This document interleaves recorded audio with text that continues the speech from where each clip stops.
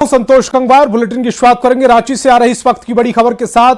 रक्षा राज्य मंत्री को धमकी मामले में बड़ी खबर, आरोपी मिन्हाजुल को गिरफ्तार कर लिया गया है। मिन्हाजुल अंसारी ने मैसेज किया था, 50 लाख की रंगदारी मांगी थी।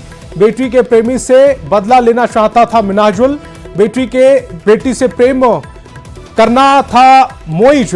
बेटी को मोइज ने गिफ्ट किया था फोन। बदला लेने के लिए मोबाइल से मैसेज किया गया। मोइज को फंसाने के लिए यह साजिश रची गई है। पुलिस की जांच में पूरे मामले का खुलासा हो गया है।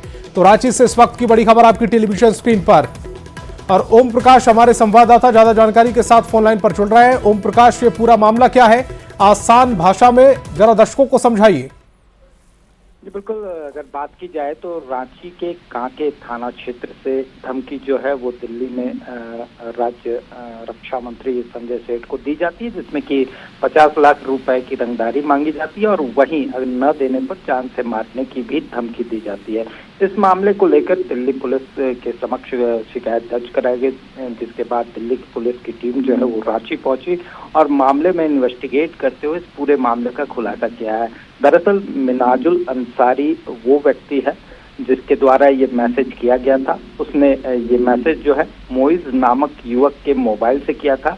ये मोइज वही लड़का है जिससे मिन्हाजुल अंसारी की बेटी का प्रेम संबंध था और कहीं ना कहीं मोइज से बदला लेने के इरादे से ही उसने ये मैसेज जो है वो संजय सेठ को किया, ताकि पुलिस जो है वो अगर इस मामले में कार्रवाई करती है तो मोइज की गिरफ्तारी हो और पूरे मामले में उसका जो बदला है वो पूरा हो सके। हालांकि पुलिस ने जब मामले की तथ्यात्मक जांच की तो कई साक्ष्य जो है वो मिले, जिसके बाद मिन्हाजुल अंसारी को गिरफ्तार करते हुए इस पूरे मामले का खुलासा किया गया है। जी, इसमें कोई और भी उसके साथ संलिप्त था? यह पूरा ये जो मामला था वो मिन्हाजुल का ही दिमाग की जो खपत थी या खुरापात कह ले? जी, ये अब तक जो इन्वेस्टिगेशन में तथ्य सामने आए उसके अनुसार ये पूरा जो साजिश है, ये पूरी जो दिमाग की उपज कहा जाए तो वो कहीं ना कहीं मिन्हाजुल अंसारी का ही हाथ जो है वो इसमें सिंगल हैंडेडली अब तक पता चल पाया है। हालांकि ठीक है ओम प्रकाश, इस तमाम जानकारी के लिए आपका बहुत बहुत शुक्रिया।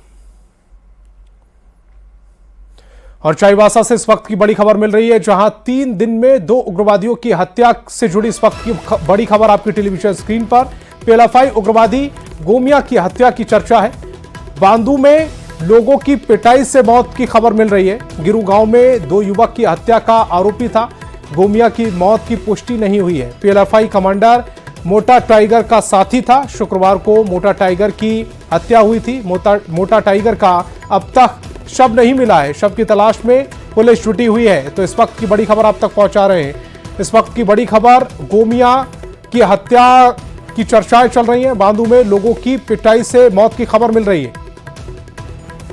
रूपेश प्रधान हमारे संवाददाता ज्यादा जानकारी के साथ फोन लाइन पर जुड़ रहे हैं। रूपेश, ये पूरा मामला क्या है? जी, इस पूरे मामले की बात करें तो अभी 2 दिन पहले जो पीएलएफआई का कमांडर मोटा टाइगर की हत्या की खबर आ रही थी और जिसकी आज पुलिस ने भी पुष्टि कर दी है। हालांकि उसका शव अभी बरामद नहीं हुआ है और 2-3 थानों की पुलिस, गुदड़ी, गोइलकेरा और आनंदपुर, उस आसपास के जो 3 थाने हैं उस क्षेत्र के, उसके जो थाना प्रभारी और पुलिस वहां कैंप किए हुए हैं उस क्षेत्र में और शव की बरामदगी के लिए छानबीन चल रही है। लेकिन आज शाम तक जो जानकारी मिली है कि उसका शव बरामद नहीं हुआ है। अब ये जानकारी मिल रही है कि मोटा टाइगर का जो साथी उग्रवादी था गोमिया, जो कि पिछले दिनों गिरू में 2 लोगों की हत्याकांड में वो भी आरोपी था मोटा टाइगर के साथ, तो उसकी हत्या की भी अब खबर आ रही है। हालांकि इस खबर की अभी पुलिस द्वारा पुष्टि नहीं की गई है। रूपेश, 3 दिन में 2 हत्याएं हुई हैं और इन जो दोनों हत्याएं हुई हैं वो पीएलएफआई उग्रवादी बताए जा रहे हैं। इनके पीछे की वजह क्या है? देखिए, इनके पीछे की वजह यह है कि पिछले अगर करीब 10-15 दिनों की बात करें तो उस क्षेत्र में पहले 24 तारीख को 2 युवकों की हत्या हुई, जिसमें ये दोनों पीएलएफआई जो एक मोटा टाइगर और दूसरा गोमिया, ये दोनों को आरोपी पुलिस ने बनाया था। इसके अलावा और एक हत्या हुई थी गोइलकेरा थाना क्षेत्र में, गुदड़ी के सीमावर्ती, गुदड़ी और गोइलकेरा के सीमावर्ती क्षेत्र में। तो उसमें भी हालांकि पुलिस द्वारा इन दोनों को आरोपी नहीं बनाया गया था आधिकारिक तौर पर, लेकिन चर्चा यही थी कि यही दोनों के द्वारा ही, इन्हीं दोनों का ग्रुप के द्वारा ही उस युवक की भी हत्या कर दी गई है। इसके अलावा और भी वहाँ आपराधिक कई गतिविधियां, ऐसी घटनाएं हुई है जिसमें इनके संलिप्तता की बात सामने आ रही है। और उस क्षेत्र के जो लोग ग्रामीण हैं, इन दोनों की आपराधिक घटनाओं से तंग आ चुके थे, इनका आतंक से परेशान थे। और उसके बाद इस तरह का ग्रामीणों की ओर से जो गुस्से में कदम उठाया गया है। आप हमारे साथ जुड़े, आपका बहुत बहुत शुक्रिया जी। और चाईबासा पहुंचे डीजीपी अनुराग गुप्ता ने राज्य से नक्सलियों के सफाए और उनके विरुद्ध चलाए जा रहे अभियान की समीक्षा की। उन्होंने राज्य के वरीय पुलिस अधिकारियों, कोल्हान के डीआईजी समेत अन्य वरीय पुलिस अधिकारियों और सीआरपीएफ अधिकारियों के साथ नक्सलियों के विरुद्ध चलाए जा रहे अभियान सरेंडर पॉलिसी की समीक्षा की। डीजीपी ने गुदली क्षेत्र में पीएलएफआई उग्रवादी के खिलाफ ग्रामीणों की कार्रवाई पर डीजीपी ने कहा है कि यह नया मामला नहीं है। डीजीपी ने कहा कि नक्सल ग्रामीणों को परेशान करेंगे तो अब ग्रामीण ही नक्सलियों को मार भगाएंगे। हमारे राज्य की 95% नक्सल समस्या समाप्त हो चुकी है। जो 4-5% बची है मात्र चाईबासा जिला में, उसको हम लोग खत्म करने का अभियान चला रहे हैं। और हमारा प्रयास रहेगा कि जल्द से जल्द पूरे झारखंड राज्य को नक्सल मुक्त हम लोग करें। तो ये कोई नई बात नहीं है, नक्सल तो नाम के रह गया, अपराधी है सभी है। और अगर गांव के लोगों को परेशान करेंगे तो गांव तो सामने आएंगे ही। और ये झारखंड में पहली बार नहीं हुआ है, और भी राज्य के कई जिलों में, कई थानों में, कई गांव में नक्सल का विरोध गांव के द्वारा किया गया। और मुझे लगता है कि ये मुहिम और बढ़ेगी। अब लोग ही इनको मार के भगाएंगे अपने गांव से। और जमशेदपुर से इस वक्त की बड़ी खबर मिल रही है। बाघिन के आने की सूचना से दहशत फैल गई है। ओडिशा के सिमलीपाल से भागी है बाघिन। बाघिन के गुड़ा बांधा पहुंचने से खौफ है। वन विभाग ने बाघिन को ट्रैक किया था। बालीजुड़ी के लाड़कावासा पांड्रा थार में ट्रैक जीपीएस से नहीं कनेक्ट हो पा रही है बाघिन। ग्रामीणों को सावधान किया गया है, जंगल के आसपास नहीं जाने की हिदायत दी गई है। तो बाघिन के आने से हड़कंप मचा हुआ है। हालांकि कुछ तस्वीरें जरूर सामने आई हैं, जिसको लेकर अब ग्रामीणों को सूचना दे दी है, उन्हें अलर्ट कर दिया गया है। लेकिन बालीजुड़ी के इलाके में उसे ट्रैक किया गया और उसके बाद कोशिश की जा रही है, लेकिन वो ट्रैक नहीं हो पा रही है। ग्रामीणों को सावधान किया गया है। रांची से बड़ी खबर है। पिस्का नगड़ी में लकड़बग्घे का आतंक देखने को मिल रहा है। जंगली जानवर के हमले से एक व्यक्ति घायल है। लोगों ने कहा है कि लकड़बग्घे ने हमला किया है। वन विभाग की टीम जानवर की खोज में जुटी हुई है। तो इस वक्त की बड़ी खबर रांची से, पिस्का नगड़ी में लकड़बग्घे का आतंक देखा जा रहा है, खौफ देखा जा रहा है। जंगली जानवर के हमले में एक व्यक्ति घायल हुआ है। लोगों का यह आरोप है कि लकड़बग्घे ने यह हमला किया है।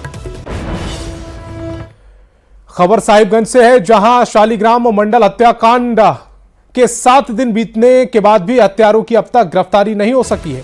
इससे नाराज लोगों ने अपराधियों की गिरफ्तारी की मांग को लेकर 3 पहाड़ थाने का घेराव किया।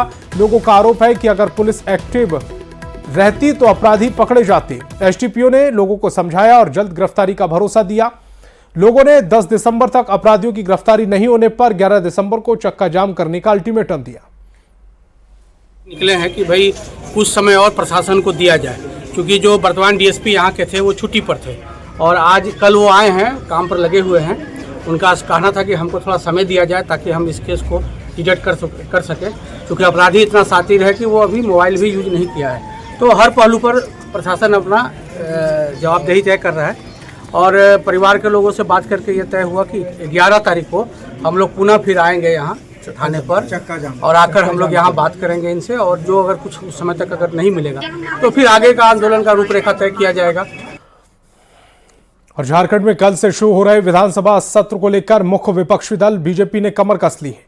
बीजेपी के विधायक राज्य में गिरती कानून व्यवस्था, राज्य में विकास कार्य और जनता से जुड़े ज्वलंत मुद्दों पर मुखर दिखेंगे।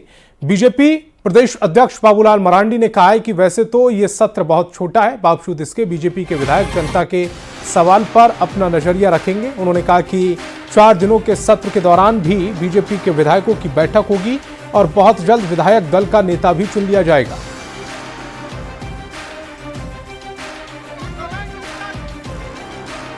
लेकिन झारखंड की जो जन मुद्दे है, जो समस्या इस वक्त है, तो आगे के लिए भी जो कि हमारे विधायक पार्टी के एक प्रकार से चेहरा होते हैं। विधायक जन समस्याओं को लेकर के सदन में नहीं बल्कि सड़क पर भी देखना चाहिए, क्षेत्र में भी। चाहे वो कानून व्यवस्था की मामला हो, गिरते कानून व्यवस्था की, चाहे वो डेवलपमेंट से जुड़ा हुआ मामला हो या करप्शन का मामला हो, यानी जो भी विषय हो जो आम जनता को जिससे तकलीफें होती है, हम उन तकलीफों को दूर करने के लिए हमारे विधायक, हमारे पार्टी के नेता, सारे लोग, लेकिन विधायक चूंकि एक हमारे चेहरा होते हैं, जनता की प्रतिनिधि होते हैं, विधायक दल के नेता अपने पार्टी अरे हम लोग तय करेंगे ना कौन विधायक, कौन क्या बोलते हैं, कौन भाषण देंगे, सब तय करेंगे। उसमें हम लोग कोई झगड़ा थोड़ो है ये। और इससे पहले झारखंड विधानसभा सत्र को लेकर सत्ताधारी दल के विधायकों की बैठक सीएम हेमंत सोरेन के आवास पर हुई। बैठक में सदन के अंदर राज्यपाल के अभिभाषण से लेकर अनुपूरक बजट को लेकर रणनीति बनाई गई। इसके साथ ही विधानसभा अध्यक्ष के तौर पर रविंद्रनाथ महतो के नाम पर लगभग सहमति बन गई है। 10 दिसंबर को विधानसभा अध्यक्ष की चुनावी प्रक्रिया में इस पर मुहर लगेगी। लिया गया कि कल जो है सभी लोगों का शपथ ग्रहण होगा, माननीय सदस्य लोगों का, और विधानसभा का नियमावली के अनुसार सारा काम होगा। और जो है 11 तारीख को जो है माननीय राज्यपाल महोदय का अभिभाषण होगा और नियम के अनुसार जो है सब कल काम होगा। इंडिया गठबंधन दल के विधायकों की बैठक हुई, माननीय मुख्यमंत्री जी ने उसकी अध्यक्षता किया है और अपने सदस्यों को ये निर्देश दिया गया है कि महामहिम राज्यपाल के अभिभाषण पर वाद विवाद होगा, उसकी चर्चा में भाग लेंगे और तार्किक और स्वस्थ परंपरा के निर्वहन करते हुए वो सरकार की उपलब्धियों को बताएंगे। और उसके बाद जो द्वितीय अनुपूरक बजट है उसमें भी हमारे सदस्य भाग लेंगे और जो लॉजिकल एस्पेक्ट है उसके साथ विपक्ष का अगर कोई इस तरह का सवाल आता है तो उसका उत्तर करें। पिछले 5 साल के मुकाबले और बेहतर रहेगा और हम जीरो से नहीं शुरुआत कर रहे हैं, ये सबसे बड़ी बात है। सदन के लिए तैयारी हो गई एकदम सबसे। ये रविंद्रनाथ महतो के नाम पर सहमति बन गई है, तो सीनियर लीडर है, अगर उनका नाम आएगा तो फिर कहाँ से विवाद होगा? कहीं कोई विवाद नहीं है बन रहा है। तो मैं केवल इतना चाहूंगा, मैं कहना चाहूंगा विपक्ष के साथियों से कि सत्ता पक्ष जिनका नाम को लाए आप सीधा सीधी समर्थन कर दीजिए, उसमें गिजगिज ना करें। खूंटी पुलिस ने छापेमारी कर अवैध रूप से ट्रक से ले जाए जा रहे 33 मवेशियों का रेस्क्यू किया। इस दौरान 5 तस्कर भी गिरफ्तार किए गए। गिरफ्तार तस्कर सिमडेगा से अवैध रूप से मवेशियों को खूंटी के रास्ते बंगाल ले जा रहे थे, तभी गिरफ्तार तस्करों को न्यायिक हिरासत में जेल में भेज दिया गया। छापामारी की गई। छापामारी के क्रम में एक ट्रक को चेक किया गया। चेक करने पर उसमें पाया गया कुछ मवेशी को लोड करके लोग ले जा रहे हैं, जिसे विधिवत जब्ती सूची बना के और जो उसमें सवार व्यापारी थे, ड्राइवर, सबको गिरफ्तार करके थाना लाया गया। जमशेदपुर में जिला पुलिस ने लखाईडीही के बच्चों को टाटा जू घुमाया। इस दौरान एसएसपी ग्रामीण, एसपी, डीएसपी समेत थानेदार मौजूद रहे। बच्चों को टाटा जू घुमाने के बाद जिला एसएसपी ने बच्चों के बीच किताब कॉपी का वितरण किया। बच्चों ने पूछने पर डॉक्टर, इंजीनियर बनने की इच्छा जताई। बता दें कि घाटशिला का लखाईडीही गांव नक्सलियों की चपेट में था, जिसकी वजह से लोगों के बीच काफी डर था, लेकिन प्रशासन की पहल की वजह से अब इस क्षेत्र में नक्सल आतंक का सफाया हो चुका है।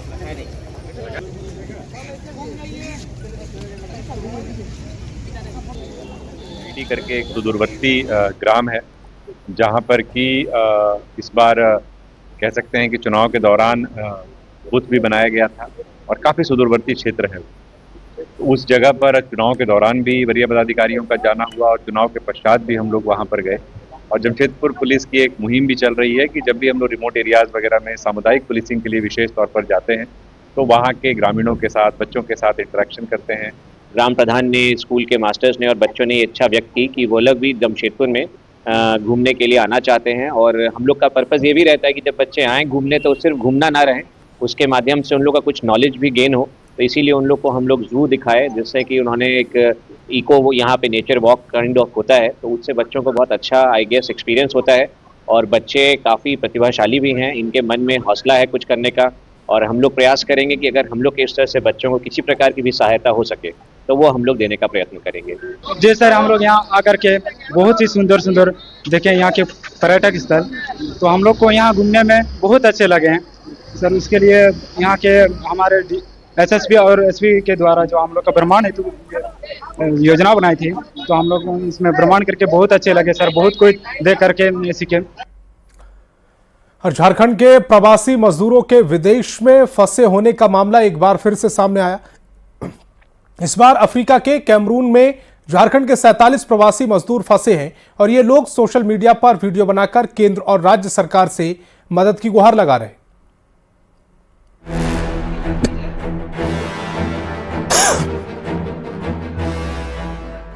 12 बाई 12 का एक कमरा और उसमें कैद 47 लोग जो हुकूमत हिंदुस्तान से गुहार लगा रहे हैं कि उन्हें बचा लिया जाए, उनकी माटी, उनके मुल्क वापस बुला लिया जाए, उन्हें जीवन दान दिया जाए। लोग कैमरून में 47 मजदूर फंसे हुए हैं। काम करने के सिलसिले में ट्रांसवेल कंपनी में आए थे, जिसमें झारखंड के हजारीबाग, बोकारो एवं गिरिडीह का मजदूर है। जी हाँ, इन सबका नाता झारखंड से है। कोई गिरिडीह से है तो कोई हजारीबाग से, कोई बोकारो से दाना पानी की तलाश में निकला और अफ्रीका के कैमरून में जाकर फंस गया। बीते 4 महीने से ना तो इन्हें मजदूरी मिली है और ना ही मुक्ति। अब तो खाने पीने का भी संकट खड़ा हो चला है, लिहाजा अपने वतन वापस लौटना चाहते हैं। सोशल मीडिया पर हुकूमत हिंदुस्तान से गुहार लगा रहे हैं। हम लोग को 4 महीने से वेतन नहीं मिलने के कारण हम सभी मजदूरों को वतन वापसी की जाए एवं वेतन मुहैया की जाए। अभी हम लोगों के पास खाने का कोई सामान कुछ भी नहीं है। इन प्रवासी मजदूरों में एक श्रमिक ऐसा भी है जो अपना हाथ गंवा चुका है, लेकिन कंपनी की ओर से उसको मुआवजा देना तो दूर, वेतन तक नहीं दिया जा रहा। एक आदमी का हाथ कटा हुआ था। उस आदमी यानी भुवनेश्वर महतो को अभी तक कोई आश्वासन नहीं मिला और ना ही कोई मुआवजा मिला है कंपनी की तरफ से। सामाजिक कार्यकर्ता सिकंदर अली ने इस वीडियो को शेयर किया है और केंद्र राज्य सरकार से मजदूरों की वापसी के लिए ठोस कदम उठाने की मांग भी की है। उम्मीद है कि इस मांग को जल्द सुनेगी सरकार और जल्द इन चेहरों पर लौटेगी मुस्कान। न्यूज़ 18 के लिए गिरिडीह से एजाज अहमद की रिपोर्ट। धनबाद जिले के प्रशिक्षित शिक्षक संस्थान IIT ISM का सोमवार को 99वां स्थापना दिवस है। स्थापना दिवस कार्यक्रम में मुख्य अतिथि के रूप में राज्यपाल संतोष गंगवार शामिल होंगे। कार्यक्रम में राज्यपाल के अलावे सांसद ढुल्लू महतो, कोल इंडिया चेयरमैन, सेल निदेशक समेत अन्य लोग भी मौजूद रहेंगे। 2026 में IIT ISM अपना 100वां स्थापना दिवस मनाएगा। आपको बता दें कि 9 दिसंबर 1926 को इंडियन स्कूल ऑफ साइंस की माइंस की स्थापना की गई थी, जिसे 6 सितंबर 2016 को IIT IMS का दर्जा दिया गया। ये तो बहुत महत्वपूर्ण दिन है क्योंकि हम सेंटिनरी में अभी प्रवेश करेंगे, तो अभी 2 साल कंटिन्यूअसली हमारा सेंटिनरी फंक्शन हिसाब से पालन होगा एंड 2026 जो कि हमारा 100 साल पूरा हो जाएगा। बिकॉज 1926 में ISM का स्थापन हुआ है और IIT में वो कन्वर्ट हुआ है 2016 में एंड 2026 में उसका 100 साल हो जाएगा।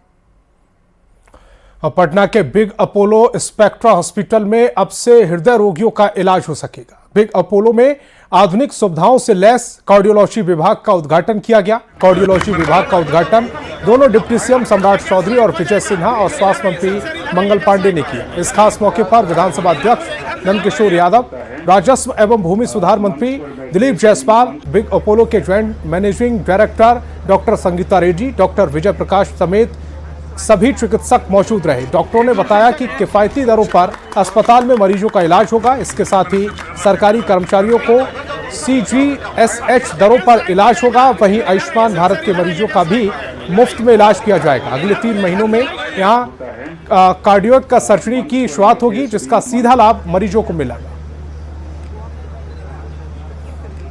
इसका सवाल है, ये किसी भी अस्पताल की सर्विस की तरह 24 आवर्स सर्विस होगी, एम्बुलेंस की व्यवस्था होगी, इसमें आयुष्मान भारत की भी सुविधा दी जाएगी, उसके कार्ड होल्डर्स को भी सुविधा दी जाएगी और ये सर्विस हमारी CGHS का भी इसमें समावेश है। CM जो बहुत गरीब मरीज रहेंगे उनको CMRF से उनके लिए फाइनेंसेस की व्यवस्था का भी इसमें प्रावधान है। अक्रॉस द कंट्री जो है मेडिकल फैसिलिटीज हमारा बड़ा बड़ा सिटीज में दिल्ली, चेन्नई, हैदराबाद, आज एनीवेयर इन द वर्ल्ड से हम कंपेयर कर सकते हैं that we are on par. जो आउटकम्स है, जो फैसिलिटीज है, जो इंफ्रास्ट्रक्चर है, और बहुत इम्पोर्टेंट बात यह है कि अपोलो को 140 कंट्रीज से, विदेश से लोग आते हैं इलाज के लिए, क्योंकि हमारा ट्रीटमेंट वर्ल्ड क्लास आउटकम्स और उसका rates 1/10, 10% only are the prices in India. सबसे इम्पोर्टेंट है कि ट्रीटमेंट, जैसा मैम ने बताया कि गोल्डन आवर में ट्रीटमेंट शुरू हो जाना चाहिए। हार्ट अटैक है तो इमीडिएटली डायग्नोसिस हो जाना चाहिए। तो कैसे डायग्नोसिस होगा? तो हम लोग एम्बुलेंस से जो डॉक्टर्स जाएंगे घर पे ही ECG करेंगे। एम्बुलेंस फुल्ली इक्विप्ड होगी, वो ECG यहाँ सेंट्रल कोर कार्डियक टीम को दी जाएगी और इवन वहीं से डायग्नोसिस शुरू हो जाएगा, वहीं से ट्रीटमेंट शुरू हो जाएगा। एम्बुलेंस। तो इस बुलेटिन में फिलहाल इतना ही। आप देखते रहिए न्यूज़ 18 बिहार झारखंड।